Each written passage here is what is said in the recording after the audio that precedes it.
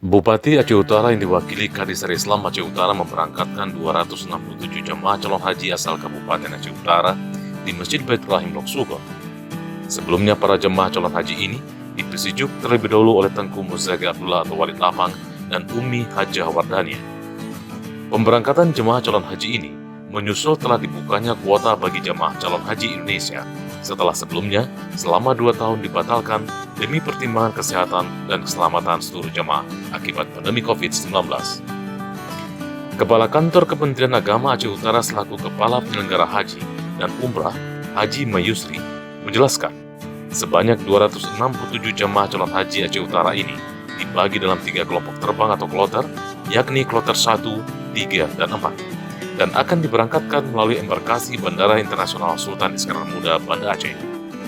Dikatakannya, pada tahun ini calon haji pria tertua dari Kabupaten Aceh Utara berumur 65 tahun atas nama Ghazali Hasan Hanafia asal Kecamatan Merah Mulia.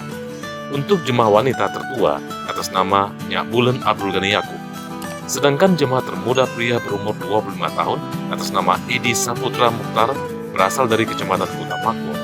Jemaah wanita termuda berumur 21 tahun atas nama Cut Safarina Filza asal Kecamatan Dewantara.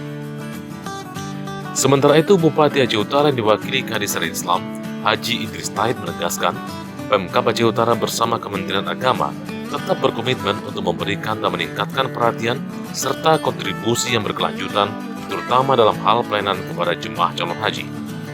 Bupati juga berpesan kepada jemaah calon haji untuk tetap menjaga kesehatan dengan mematuhi instruksi dan anjuran yang disampaikan oleh tim pendamping maupun tim kesehatan haji, serta mengindahkan aturan-aturan yang berlaku di negara Arab Saudi, sehingga nantinya para jemaah dapat menunaikan rukun haji dengan sempurna, sembari berharap dan berdoa kepada Allah Subhanahu wa Ta'ala agar memperoleh haji mabrur dan selamat kembali ke tanah air. Acara persetujuan dan pemberangkatan jemaah calon haji ini turut dihadiri oleh para unsur Forkopimda Aceh Utara, masyarakat dan keluarga para jemaah. Acara tersebut juga diisi tausiah haji oleh ulama karismatik Aceh Utara Abu Manan yang juga selaku Ketua MPU Aceh Utara.